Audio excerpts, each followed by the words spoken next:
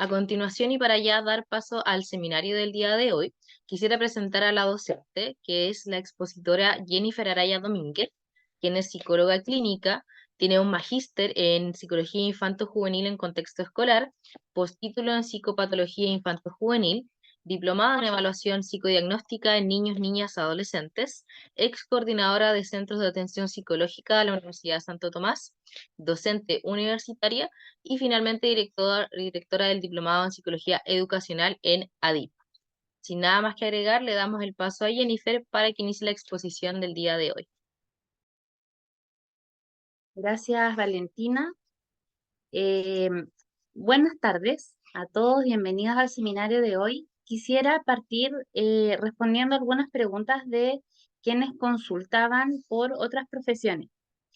Eh, este seminario, todos van a ser certificados, todos los que participen y asisten van a recibir su certificado de participación. Lo que hablaba Valentina es que la beca que se va a otorgar para el curso de neurodesarrollo es para los psicólogos, ¿ya? Y lo otro, que quienes tengan otras profesiones pero quieran formar parte del grupo, o quieran tomar ese curso, igual pueden acceder. Ya entiendo que a lo que se refería Valentina era exclusivamente para el tema de la beca. Y bueno, la idea de la clase de hoy es que podamos hacer de alguna manera una introducción para temas que en este curso se van a tocar como de manera más profunda, pero que quienes asistan a la clase de hoy de igual manera puedan desarrollar algunas ideas generales respecto de lo que es el neurodesarrollo, algunos signos o alertas a tener en consideración, etcétera. La idea es que podamos tener, como quien dice, un lenguaje en común, que podamos comprender algunos aspectos desde el neurodesarrollo, por qué se comparten algunas comorbilidades, por ejemplo, y poder entender qué es lo que pasa en nuestro sistema nervioso que finalmente culmina en los distintos trastornos del neurodesarrollo que conocemos. Entonces, como no tenemos tanto tiempo, voy a tratar de ser lo más clara posible en las definiciones que vayamos dando y también poder eh, como resolver la mayor cantidad de dudas en el tiempo que nos quede disponible. Entonces, lo primero es que nosotros podamos entender a qué nos referimos con un trastorno del neurodesarrollo. Cuando nosotros hablamos de un trastorno del neurodesarrollo, debemos comprender de que el origen de este trastorno tiene una base en la neurobiología. ¿Qué quiere decir esto? Que parte con un componente estructural, por decirlo de alguna manera. Entonces, si bien no tiene que ver solo como podríamos pensar en algunos trastornos psicológicos que solamente tiene que ver con la funcionalidad, sino que acá tenemos de base una causa que es neurobiológica y que de alguna manera es la causa de cualquier daño que podamos estar presentando a nivel cerebral o en cualquiera de estos como participantes de nuestro sistema nervioso. Ya vamos a ir viendo las distintas áreas que se pueden ir viendo afectadas. Este tipo de trastornos, al tener una base neurobiológica, comienza a muy temprana edad a ser detectados y que finalmente van poniendo en riesgo o van dejando ciertas características o ciertas huellas durante el desarrollo y que podrían ocasionar algún tipo de incapacidad durante el desarrollo de la vida. Ahora, ojo con esto que estoy diciendo. Esta incapacidad o esta dificultad o este déficit, etcétera, podría ser transitorio, pero también podría ser permanente. Según las características que tenga, es el tiempo de duración y el tipo de intervención que nosotros vamos a poder ir haciendo.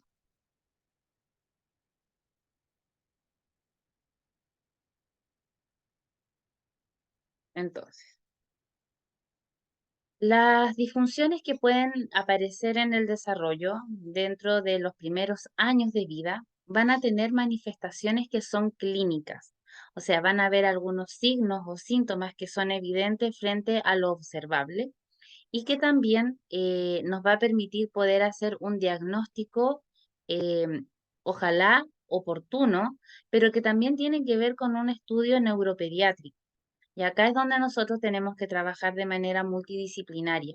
cualquier psicólogo, fonoaudiólogo, terapeuta ocupacional, psicopedagogo, etcétera, que en algún momento estamos haciendo alguna evaluación diagnóstica, debemos partir descartando cualquier causa médica o confirmando cualquier sospecha médica. Nuestro primer paso tiene que ver con lo médico, ya exámenes de neuroimagen, etcétera, resonancias magnéticas, etcétera, etcétera, porque gran parte de estos trastornos del neurodesarrollo, quienes hacen el diagnóstico de manera oficial son los neurólogos o en algunos casos psiquiatras infantiles, pero es el área médica quienes deben hacer el diagnóstico finalmente como oficial, por decirlo de alguna manera. Y muchas veces somos psicólogos o fonoaudiólogos, terapeutas ocupacionales, etcétera, quienes reciben en primera instancia a las familias que vienen con los niños con estos síntomas. Entonces, nuestra primera indicación debiese ser, de todas maneras, poder descartar o confirmar los aspectos médicos. Le recordamos a ella.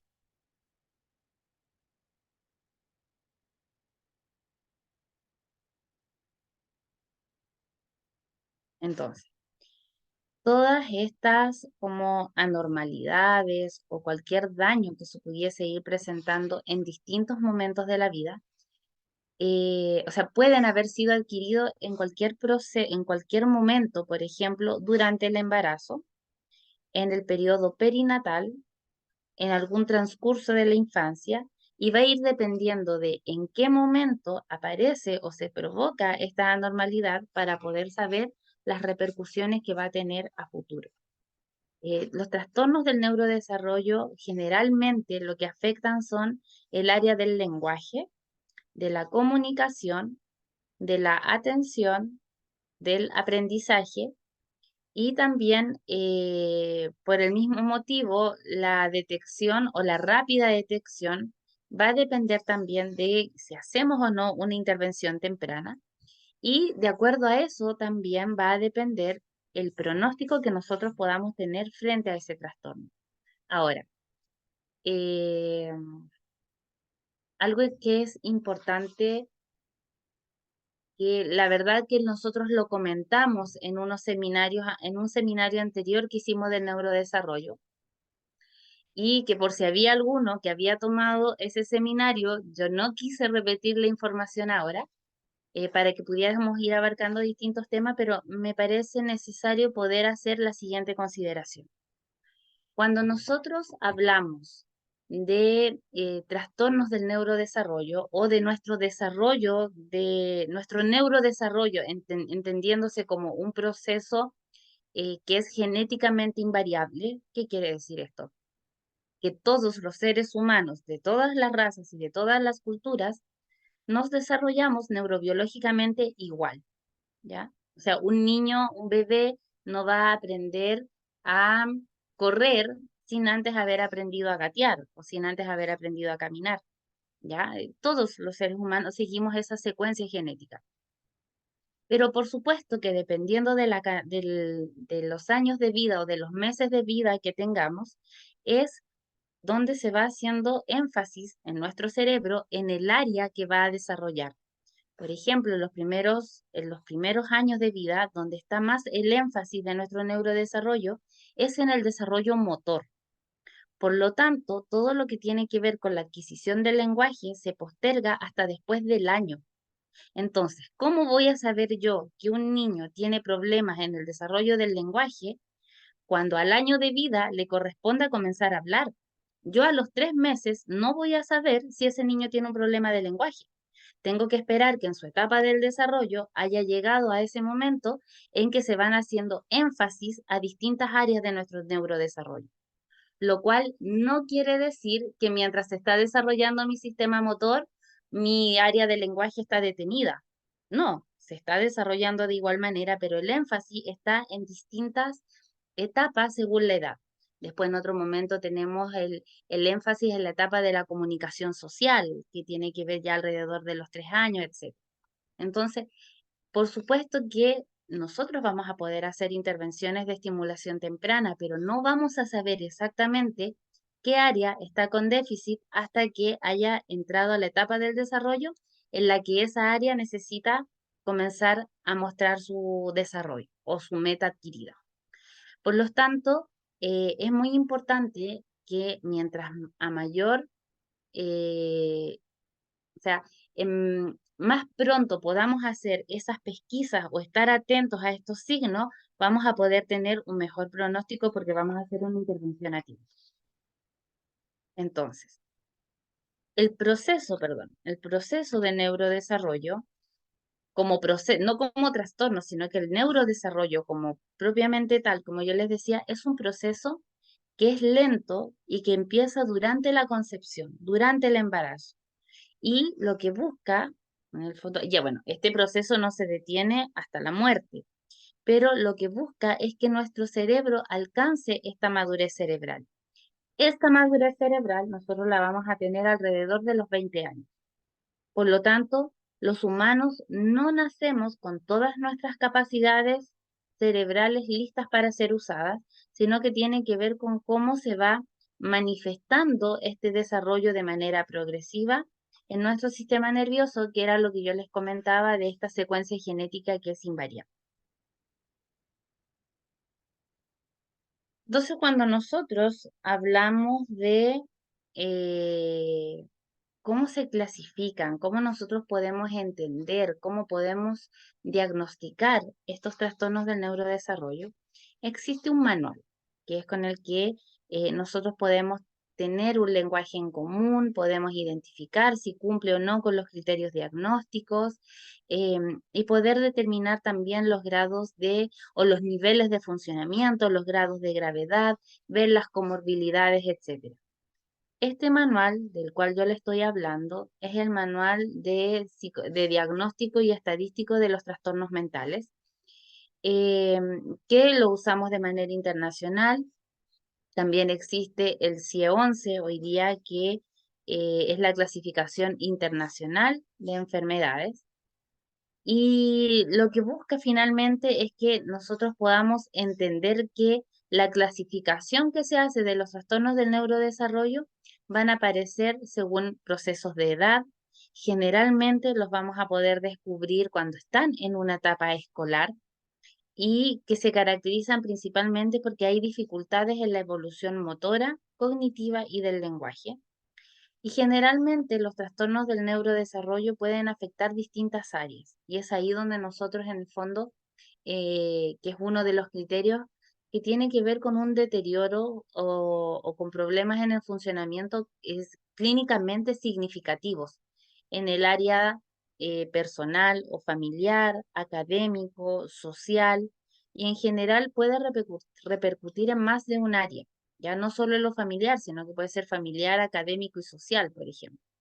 Y esto también nos hace tener en cuenta algunos factores en relación al entorno para nosotros poder hacer el diagnóstico y finalmente poder hacer una planificación acorde a las necesidades de ese caso en particular.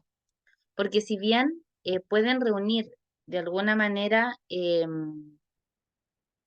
pueden reunir cierta sintomatología, ya que es lo que nos permite estadísticamente entender que estamos hablando de X trastorno, no existe una intervención estándar para trastorno de espectro autista, entonces vamos a aplicar la siguiente intervención.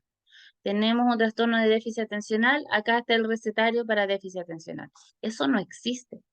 Nosotros podemos utilizar algunas estrategias, pero siempre va a tener que ir acorde a las necesidades del entorno y las características individuales de cada uno de los pacientes.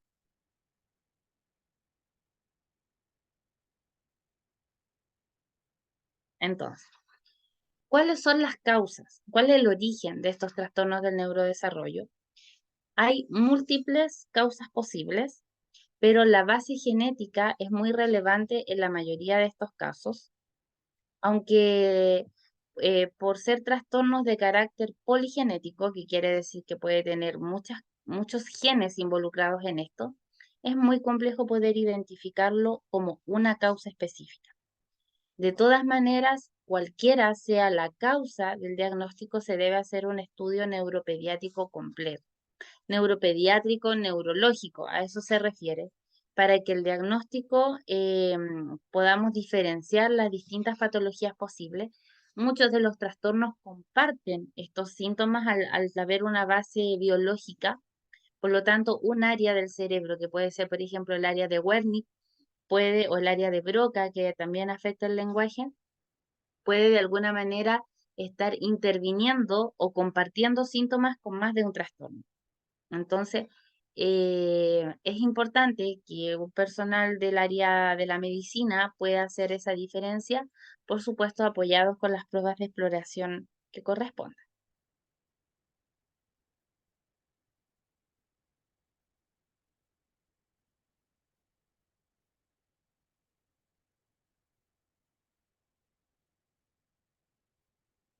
Existen distintos factores que pueden desarrollar, o sea, que pueden intervenir o que pueden afectar el desarrollo normal del cerebro. Estas causas se pueden clasificar en causas congénitas, perdón, que son las que generalmente se producen durante el proceso de la gestación con mutaciones genéticas o trastornos metabólicos. Acá tienen que ver con una causa donde existen, por ejemplo, mutaciones cromosómicas, etcétera. Y pareciera ser que estas causas congénitas traen de base enfermedades neurológicas más crónicas, ya más permanentes también. Por lo tanto, los niveles de intervención son mucho más especializados. Otras causas que pueden deberse en la fase prenatal, que también se va dando durante el embarazo, pero que debe ver, que tiene que ver como con características o factores un poco más externos, ya no desde lo genético, sino que desde las condiciones del embarazo, como podrían ser infecciones maternas, deficiencias nutricionales. En algunos casos también se han identificado situaciones como eh, mm, problemas emocionales o trastornos emocionales de las madres durante el embarazo, como trastornos del estado del ánimo, consumo de algún tipo de sustancias, por ejemplo, síndrome alcohólico fetal, etcétera. Causas perinatales que tienen que ver a complicaciones ya no ni genéticas ni de malnutrición durante el embarazo, sino que tiene que ver al proceso del parto propiamente tal, como pudiese ser partos de urgencia, no sé, hipoxias durante el embarazo, traumatismos durante el embarazo, infecciones intrahospitalarias, pero o algún tipo de complicación específicamente derivada por la falta de oxígeno. Cuando a veces hay accidentes porque vienen con el cordón umbilical eh, rodeando el cuello, pero no había sido visto con anterioridad, etc. Y por otro lado, tenemos causas postnatales que corresponden a traumatismos cefalocraneales, caídas, infecciones como la meningitis, la exposición a algún tipo de tóxico ambiental después del parto, ¿ya? Eh,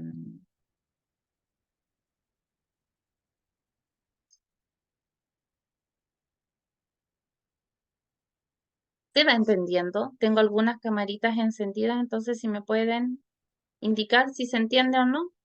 Ya, gracias. Si no, para detenerme, a eso me refiero.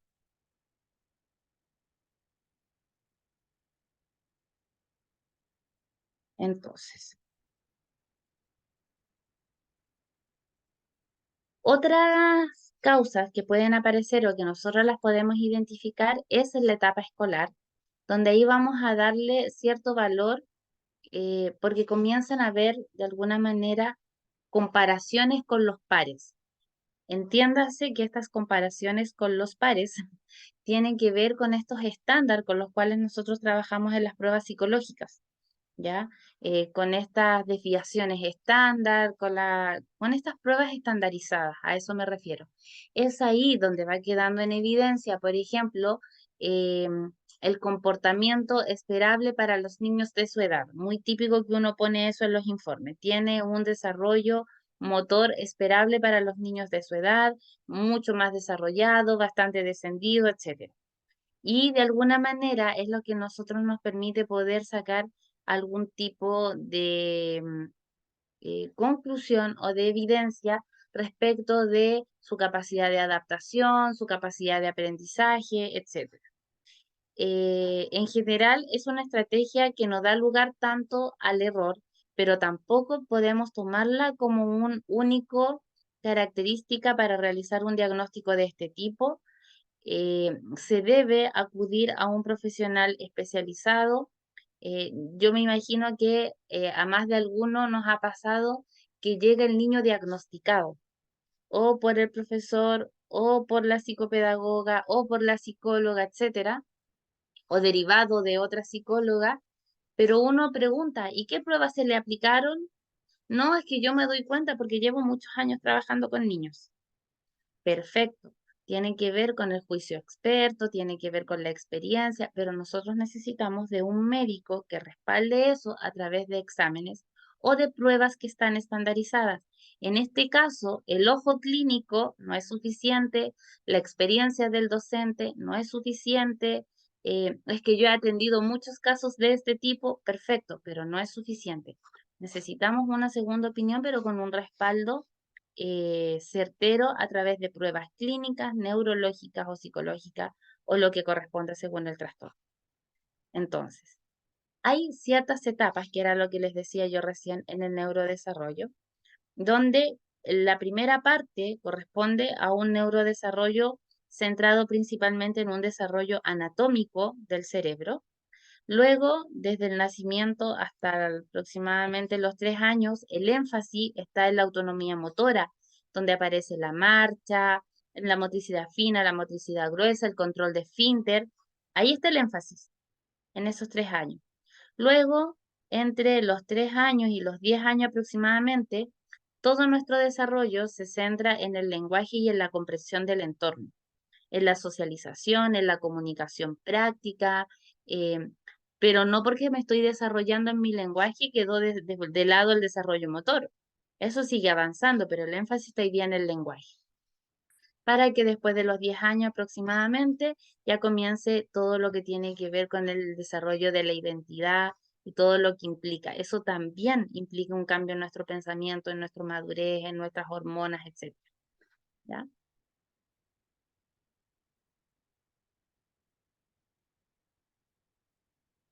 Entonces, ¿cuáles son los trastornos del neurodesarrollo que más como están afectando en la actualidad? Cabe recalcar que todos estos trastornos van en aumento al día de hoy. La incidencia y la prevalencia es más alta de lo que eran hace 10 o 15 años atrás. Las causas de por qué está ocurriendo eso todavía no son, ¿cómo se puede decir? Eh, no tenemos una evidencia certera, pero muchos creen que tiene que ver al alto nivel de ingesta de tóxicos que nosotros tenemos a través del agua, de los alimentos, del aire, etc., como los metales pesados.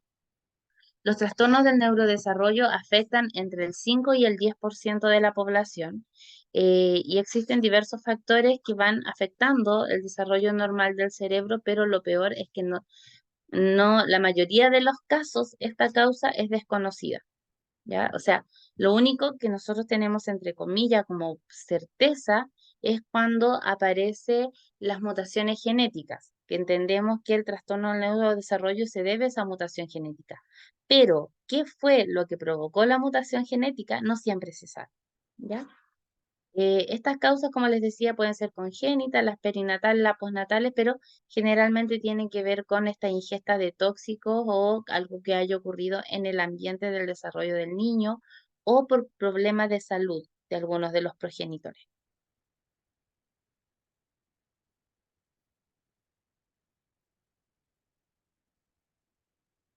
De los principales trastornos que están con prevalencia, nos plantea que el 1% aproximadamente de la población presenta algún tipo de discapacidad intelectual.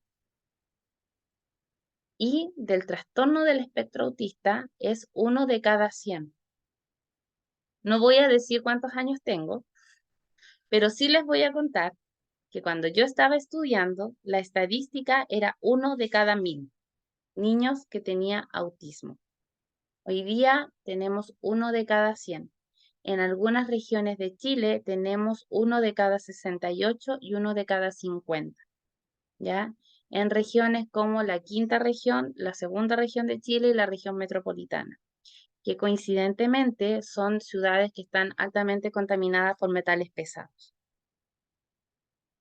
Otro porcentaje importante es el trastorno de déficit atencional con hiperactividad, que afecta entre el 3% y el 7% de la población infantil y un 4% de personas que llegan con el trastorno a edad adulta. Y un trastorno específico del aprendizaje, que si bien es un trastorno transitorio, afecta al 10% de la población escolar. Estamos hablando, el 10%, estamos hablando de un curso de 40 estudiantes, que al menos 4 tendrían algún tipo de trastorno del aprendizaje. Es un alto número.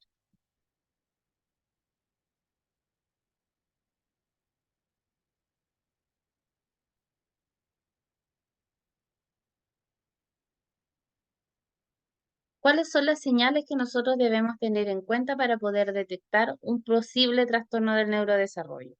Primero, tenemos que fijarnos en que si existen algunos hitos motores que son trascendentales en el desarrollo infantil motor, como lo son los que les acababa de decir, la adquisición de la marcha y control de esfínter, y esto de la motricidad fina, como el uso de movimiento de pinza.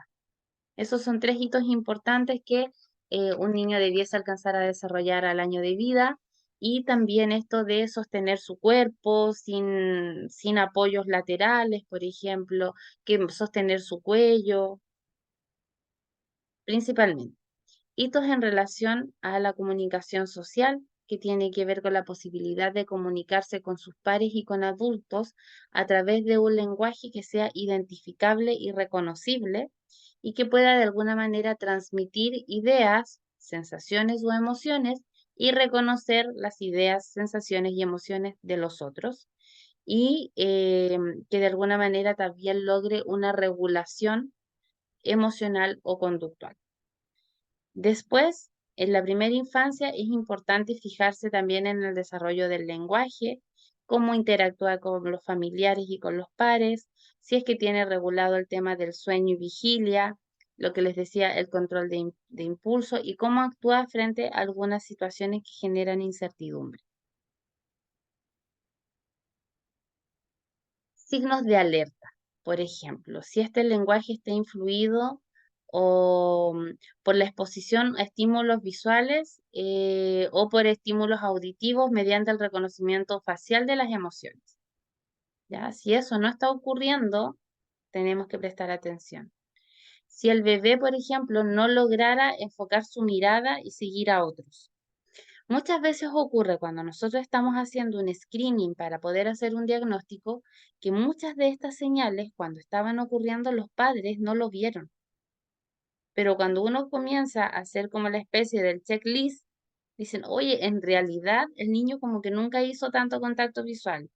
Ahora que usted lo menciona, me doy cuenta de que siempre se quejó, por ejemplo, de que no veía bien, de que habían cosas que le molestaban en sus ojos.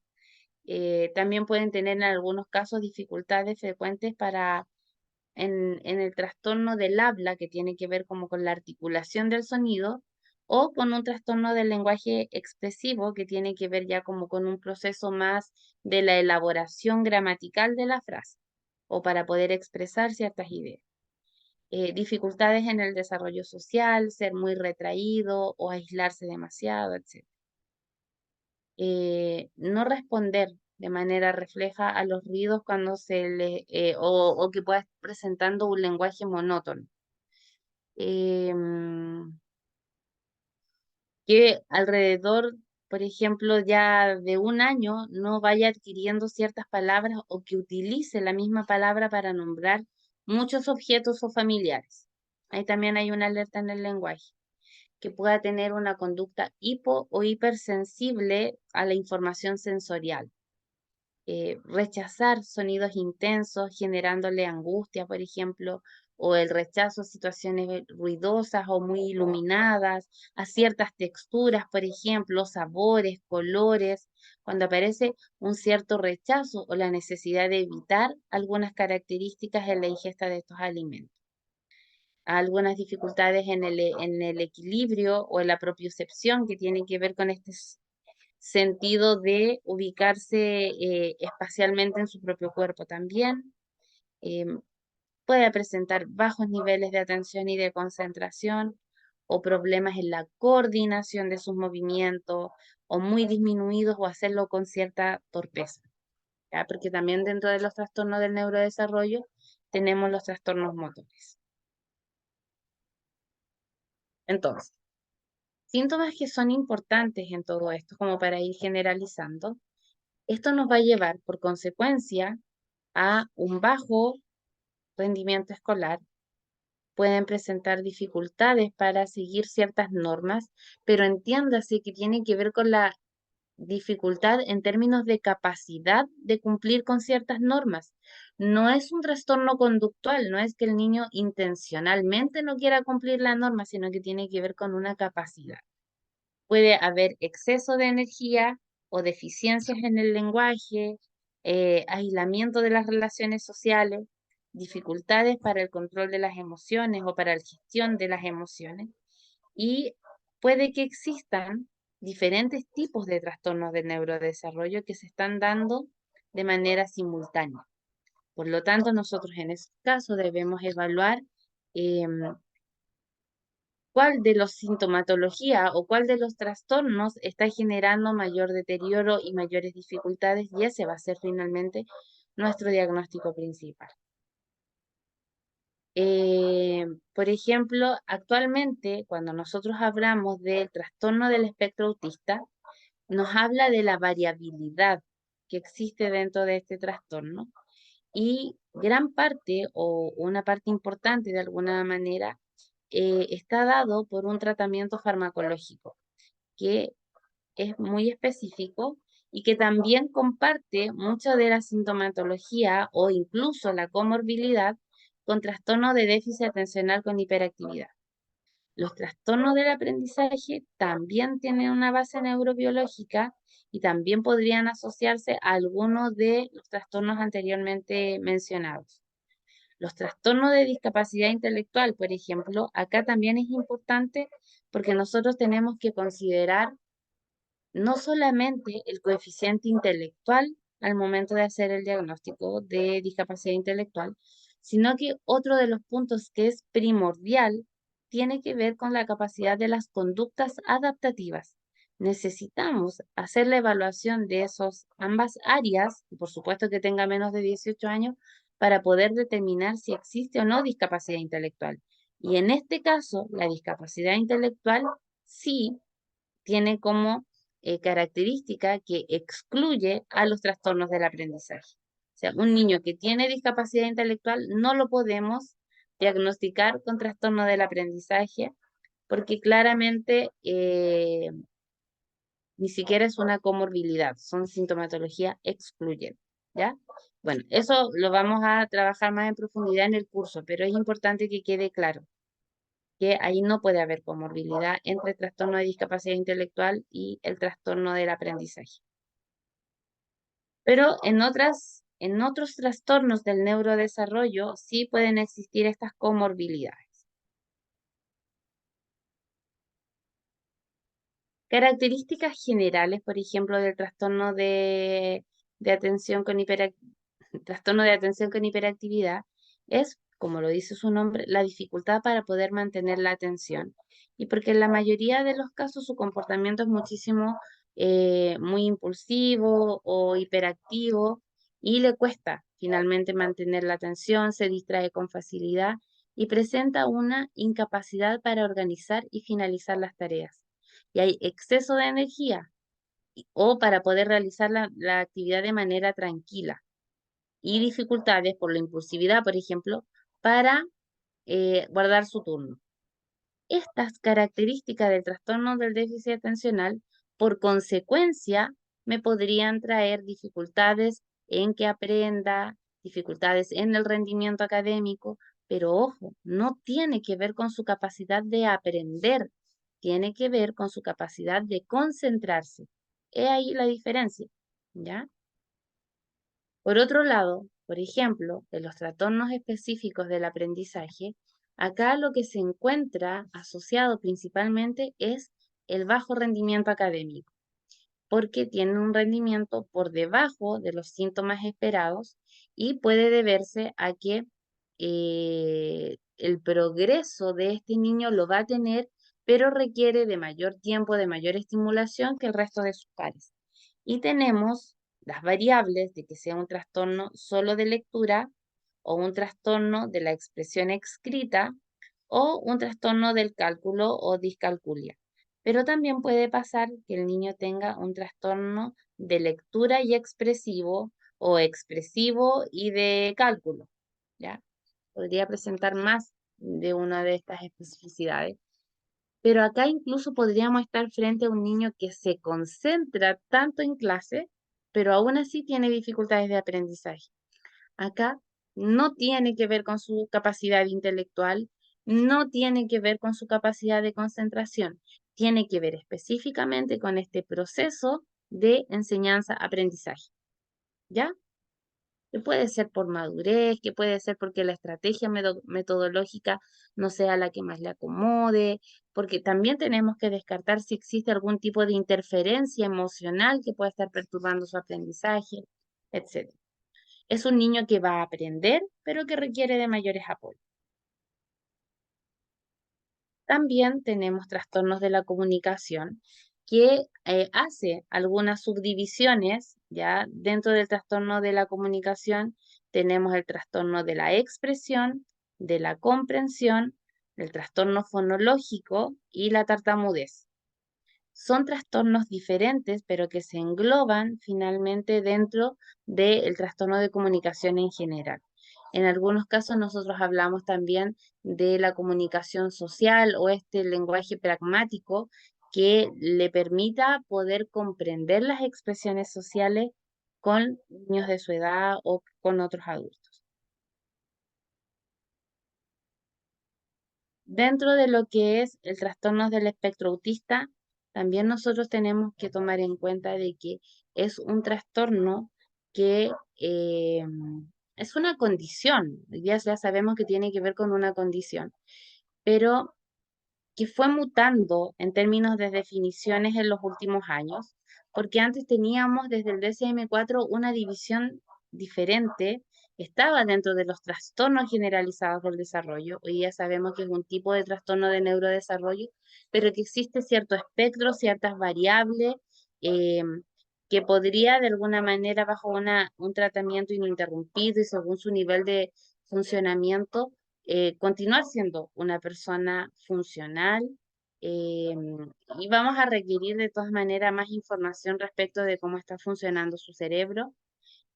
Hay algunas características predominantes dentro de este trastorno que tiene que ver con estos intereses restringidos y esto que también que tiene que ver con dificultades en la comunicación social. Son como las dos áreas más relevantes dentro de del trastorno de espectro autista. Pruebas médicas que son fundamentales en esto, que permitan evaluar el desarrollo. Lo que en algún momento nosotros hablábamos en otros cursos de la importancia del control del niño sano, por ejemplo, de los controles permanentes que algunas veces las van haciendo las enfermeras que tienen que ver con estos controles pediátricos, las pruebas que se puedan realizar mediante las preguntas o la observación del comportamiento del niño. En algunos casos se requieren hacer pruebas de audición, pruebas de vista, pruebas genéticas, pruebas neurológicas, y todo eso es importantísimo dentro de cualquier trastorno del neurodesarrollo.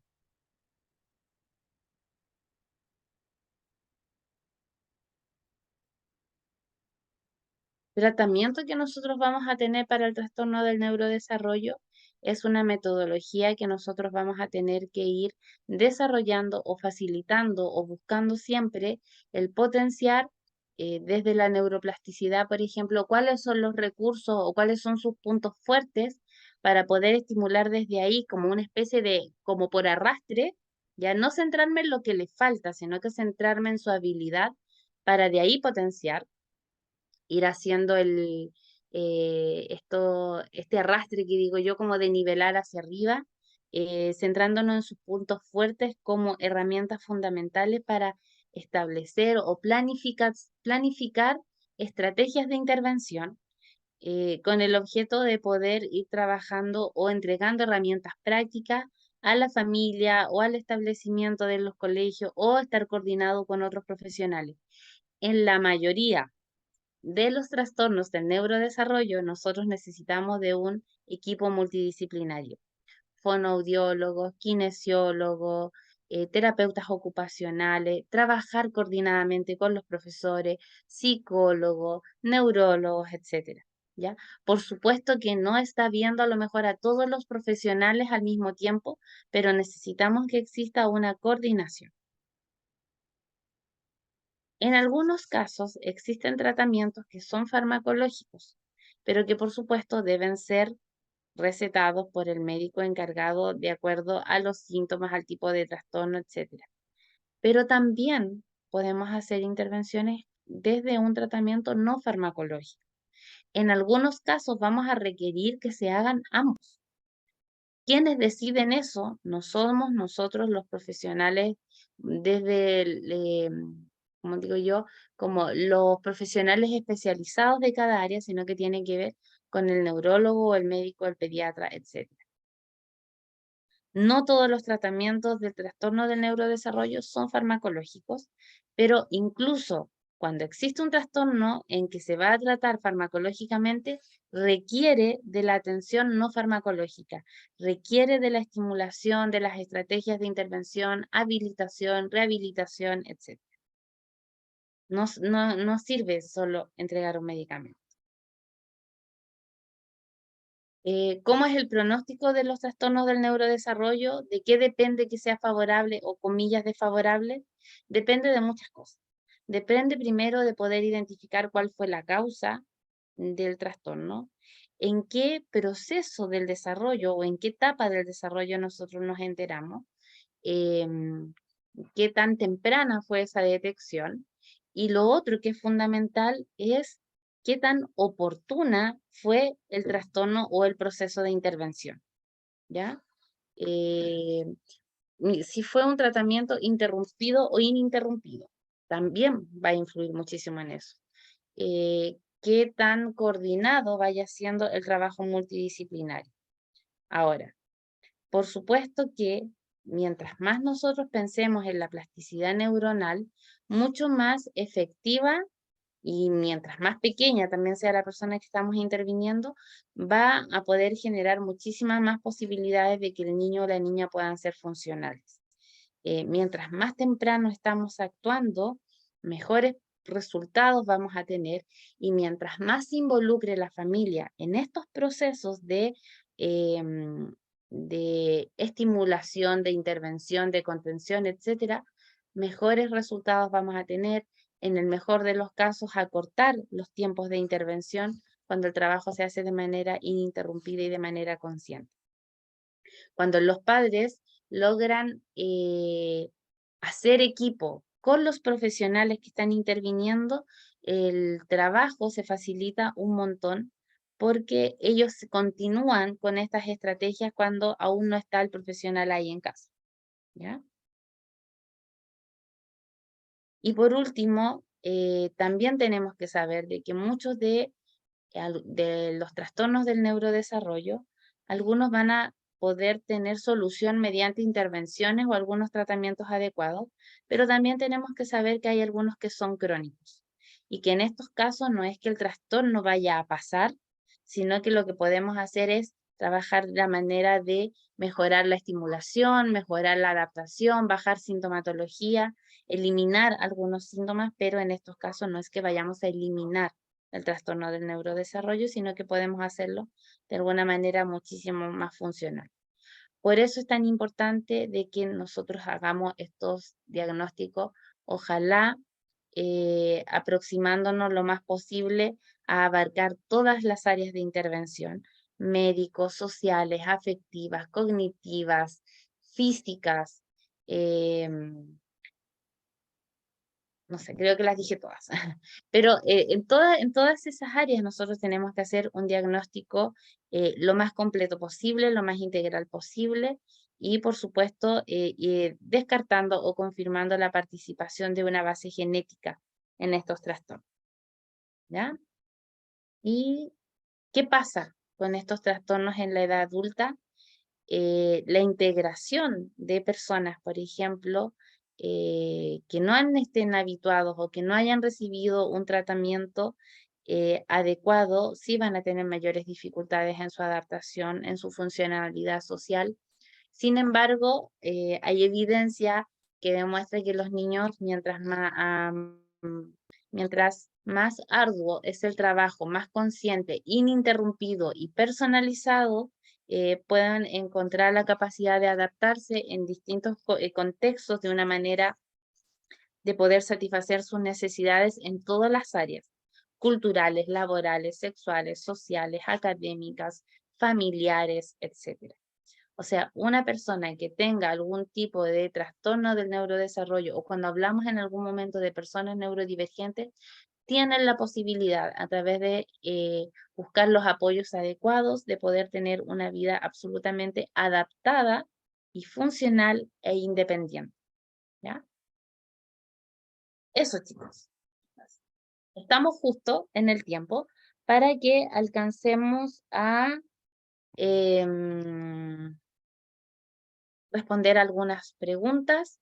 Valentina, entiendo que es quien es la moderadora, así que ella va dando la palabra.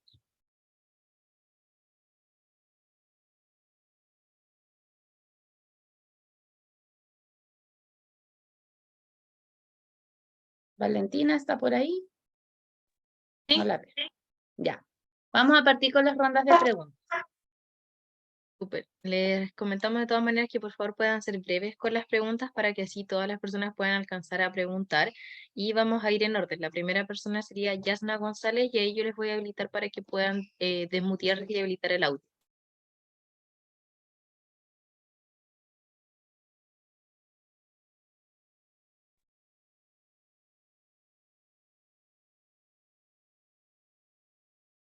¿Yasna? ¿Aló? ¿Sí me escuchan? ¿Sí? Eh, Mi pregunta es sobre las causas. Cuando usted hablaba de las causas prenatales, hablaba de las infecciones maternales. ¿A qué se refiere? Es que, a ver, son cuando a la madre durante el embarazo sufre algún tipo de infección. No sé, puede ser infecciones vaginales, infecciones bacterianas, virales, etcétera, que traspasan de alguna manera al bebé que está en gestación. No es que el bebé viniera con la enfermedad, sino que producto de la enfermedad que adquiere la madre, el niño es contagiado.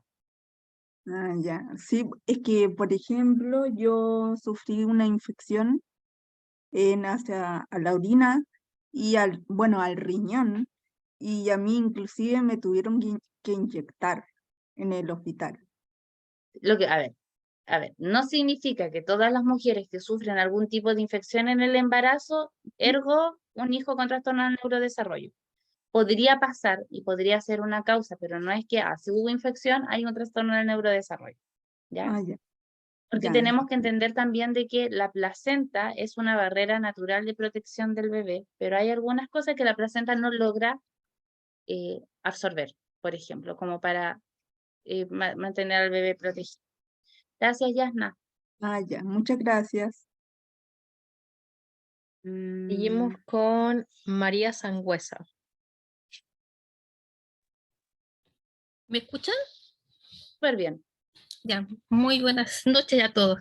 Mire, ¿qué sucede? Yo soy psicopedagoga, mi especialidad son los trastornos específicos del aprendizaje y quisiera hacer una pequeña acotación que la dislexia, la discalculia, la disortografía y la disgrafía son permanentes. ¿Por qué? Porque tienen una alta carga genética. ¿qué es lo que sucede? Y cuando el niño es sometido a un tratamiento psicopedagógico, adquiere ciertas estrategias que le permiten que la lectura y esos aprendizajes sean funcionales. Entonces, cuando es adulto, está sometido, por ejemplo, a un estrés, va a surgir la dislexia, va a surgir la discalculia. Entonces, por eso que, y justamente el CIE-11 levantó la restricción etaria. Ya no lo tiene restringido solamente a la etapa escolar. Y eso ya lo Claro. levantó. Así que para Gracias, que... Matías Sangüesa. Ya. Y lo otro, gracias por su aporte y por su actualización. Y también, bien, respecto de la edad, es en la etapa escolar donde uno se da cuenta que aparecen esos trastornos, ahí donde quedan en evidencia.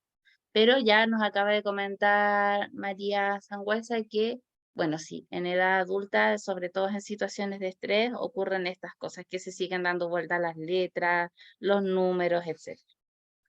Gracias, María Sangüesa. Seguimos con Giselle y Beth. Hola, ¿me Hola. escucho? Sí, ya. Bien, mi pregunta va en relación a los niños que puedan tener un trastorno de déficit atencional. Tú mencionaste que era muy importante eh, una gran cantidad de estimulación, ¿ya? A eso más o menos yo lo enfoqué y suena quizá un poco contradictorio con la teoría de que es todo lo contrario. Entonces, si se puede aclarar bien ese punto, Ay, por favor. Giselle, disculpa, es que no entiendo. No recuerdo haber dicho que los niños con déficit atencional necesitan mucha estimulación. Sí, Pero no me refería a que necesitaran mucha de estimulación, de que hubieran muchos estímulos a su alrededor. No, no, no. ya, eso Me quería refería, justamente no, aclarar no. porque daba para la confusión. Sí, no, no, no que tuvieran muchos estímulos a su alrededor, sino que recibieran una estimulación, me refería a un entrenamiento, a una intervención, a una Ujú, planificación, claro, entendiendo además que hay distintos déficits atencionales. ¿Ya? Entonces, claro, por eso sí, hay que personalizarlo, a eso me referí, pero no es que ya. necesiten mucho estímulo, al contrario, es como bombardear Claro, ese por eso ahí como sistema que me nervioso surgió de el signo de transición. Ay, interrogación. no, sí, pero Pero gracias, súper, porque tal muchas vez solamente gracias. se puede haber confundido. Ya. Seguimos con Miriam Zapata. Hola, buenas noches a todos. Mi Buenas consulta es la noches. siguiente. Lo que pasa es que yo tengo una pequeñita que ya va a cumplir 3 años. Bueno, en el CESFAM de mi comuna me la detectaron con trastorno del espectro autista, el cual estoy en control con neuróloga y todo, pero todavía no me llega la hora porque es por hospital público. Y mi consulta es la siguiente. ¿A qué se debe? Eh, lo que pasa es que mi hija, a la edad que tiene, aún no habla. Habló en su tiempo, cuando tenía 1 año, decía mamá, papá, tata, las únicas palabras, a pesar de que yo siempre la he tenido muy estimulada porque soy asistente de la educación y trabajo también en un colegio y trabajo con varios niños. Y me he topado también con varios niños en el colegio. Hay un niño especial que él no habla, no habla en clases, no habla en todo el día y en su casa tampoco habla. Entonces, mi consulta es, ¿a qué se debe a que estos niños no hablan? A ver, es que una de las características que tienen, se presenta principalmente en esta dificultad de comunicación práctica, porque en algunos casos no comprenden aquellos lenguajes que no es verbal, sino que tienen que ver como con estas señales sociales, estas cosas que no son tan explícitas, pero también nosotros tenemos que indagar más allá. Me parece perfecto que estén haciendo el estudio a los 3 años, pero todavía es pequeña. Entonces te van a hacer como una especie de diagnóstico transitorio hasta que se puedan confirmar más sintomatología. Tiene que ver con lo que nosotros hablamos con el lenguaje pragmático o con el lenguaje social, porque presentan algunas dificultades para comprender la comunicación en su sentido práctico, ¿ya? Este lenguaje concreto, a veces nosotros los adultos hablamos de manera confusa, no sé, come con la boca cerrada, ¿ya? ¿Cómo si no puedo abrir la boca, por ejemplo? Cosas de ese tipo que en algunos casos no logran como computar. Ahora, generalmente, entendí que tu hija es niña. El diagnóstico en niñas también tiene una especie de dificultad adicional porque las mujeres tienden a ser más camufladoras de los síntomas. Ya. Porque por naturaleza, por una cuestión genética, se supone, nuestro cerebro funciona de manera más circunstancial, entonces necesitamos como comunicarnos más. Es falta, Miriam, y probablemente cuando te den un diagnóstico no va a ser como el diagnóstico final, sino que va a ser un diagnóstico transitorio y te van a decir en estudio, venga en un año más, venga en unos meses más, etc. Claro. Pero de todas maneras, aunque tú dices, sigo estando constantemente estimulándola, no te detengas, ¿ya? Sigue tratando de trabajar de manera, bueno, pues desde el área, a través de cosas más concretas. A ver, les voy a dejar mi correo.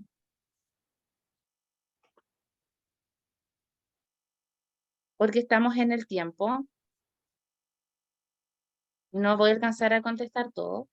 Pero si tal vez tienen alguna duda cortita o específica que yo les pueda resolver, lo puedo hacer, no tengo problema.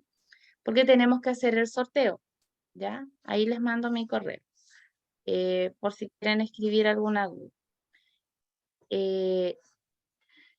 Yo sé, los seminarios son cortitos y se nos pasa volando el tiempo y tal vez quedan muchas dudas pendientes. Espero que lo que se explicó durante la clase se haya entendido con claridad, que les haya servido para ordenar de alguna manera la información que probablemente son cosas que ya saben, pero que a veces uno necesita como que se las ordenen de una manera como más estructurada. Esta es solo una introducción es un seminario de introducción al neurodesarrollo. Nosotros estas semanas partimos con un curso de neurodesarrollo, de trastornos, perdón, del neurodesarrollo y una clase para trabajar distintos tipos de intervención, ya distintas estrategias de intervención, tanto desde lo cognitivo-conductual, desde lo sistémico, desde lo psicoanalítico, algunas estrategias para trabajar a nivel familiar, etc. Así que espero poder verlos si es que se interesan y ahí podemos seguir conversando. Ahí vamos a tener 3 días y vamos a tener un poquito más de tiempo para poder conversar algunas dudas que tal vez hayan quedado acá pendientes. Así que, Valentina, todo suyo para que pueda hacer el sorteo. Súper, muchas gracias. Queremos obviamente agradecer la participación de cada uno y una de ustedes en el presente seminario, como también agradecer a Jennifer Araya por la excelente exposición que ha dictado el día de hoy.